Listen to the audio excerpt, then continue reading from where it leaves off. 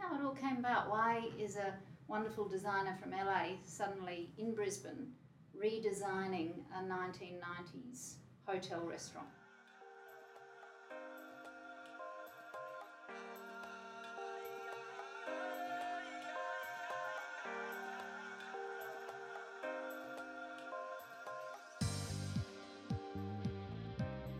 Well, I think the Rydges team wanted to bring in a sense of a designer from outside of Brisbane. I do love the architecture and the design style here, but notice that it's very architecturally driven. My interior design aesthetic is more layered, boutique-y, residential, and very luxe. So I think that's what they wanted me to bring to this project. It's more of the Miami Beach, the South Bank version of, and Los Angeles, where I design hotels in Beverly Hills, where it's a different laid-back kind of lifestyle. More grab a beautiful cocktail and look elegant by a pool, as opposed to just being in an architectural box that's very aesthetically pleasing, but not so luxe. So I think that's what I brought to the table here for Brisbane.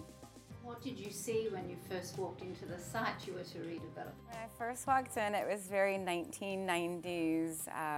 I'm sure my grandparents might have been happy back in the day, but it was definitely nothing progressive, modern, nothing cutting edge at all. So I definitely wanted to erase what was here, and I wanted to redefine what people view as a convention center hotel and as a business traveler's hotel. You had quite a large area to play with, but you've managed to get some really beautiful, intimate spaces in there. Tell us about how you sort of reorganised space to bring it to a very human scale, which is what I see in your work. Oh, thanks, I appreciate it. Well, first we had to go ahead and demo the entire podium level, and we reconfigured the space where the existing function rooms were. We moved and turned it into the restaurant and put the function rooms in a place that wasn't so easy to congregate outside. So now where the restaurant is, you have a beautiful exterior pool deck and bar, and the restaurant flows in and out so people can really enjoy the beautiful weather that Australia has to offer and still, have fine dining and a beautiful experience. And with the furnishings, you've obviously custom made and designed a lot of amazing pieces. Can you talk us through some of those? There's a fabulous communal table.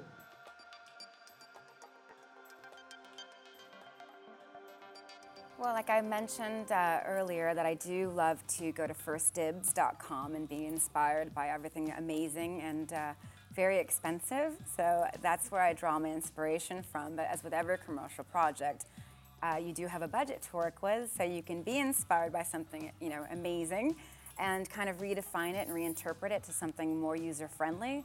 So I did find this beautiful 1970s French brass and onyx dining table in New York, and I photographed it every which way I could and had it made for me overseas, and it's amazing. So, at a fraction of the cost, which is lovely. So that's how we bring in the drama and the highlight and the elegance.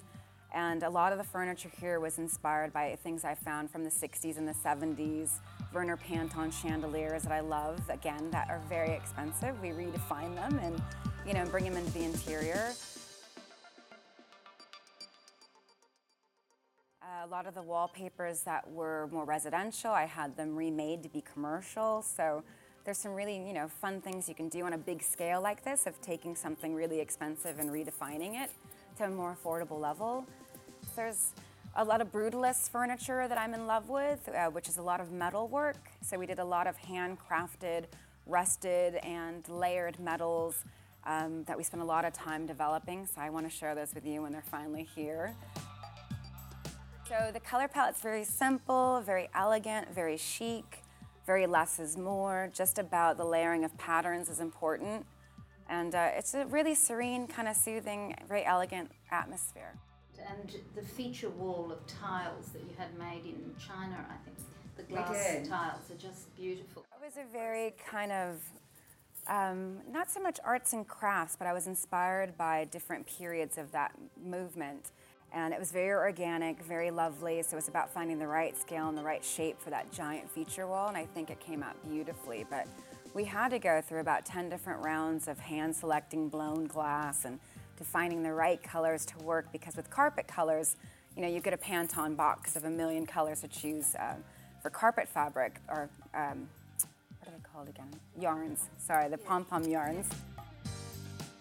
So this homage that you pay to the 60s and 70s, where do you think that comes from? What's that passion in you? You know, I did work with a really fabulous designer when I was an apprentice back in the States. Her name was Kelly Wersler Interior Design, and she brought everything to light for me that was amazing about the 60s and the 70s.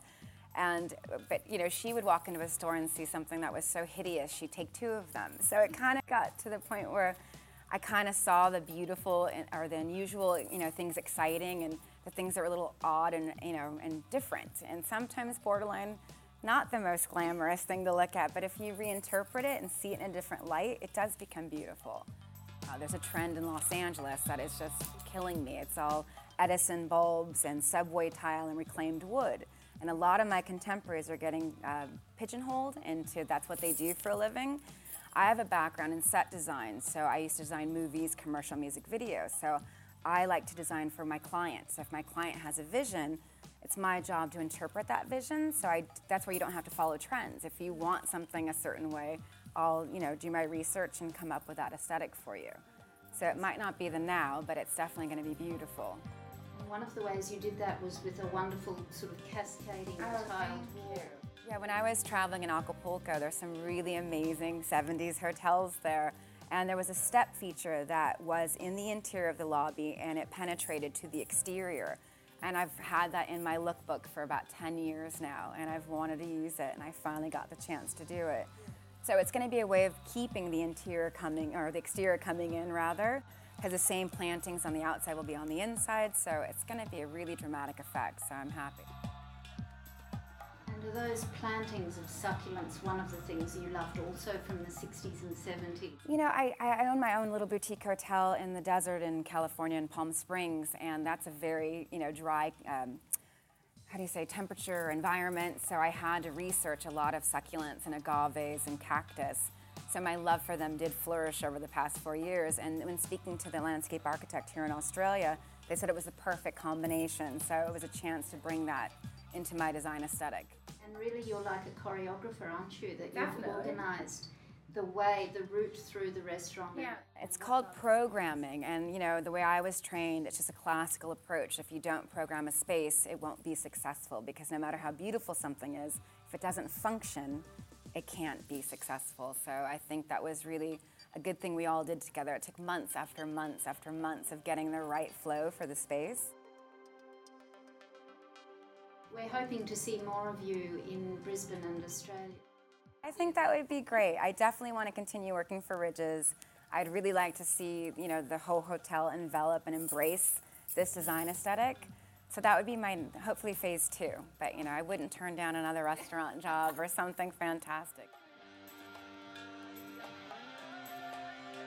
Thank you so much, Thank Tracy. you. It's been delightful to meet you and talk with you. I appreciate it. Thank you so much.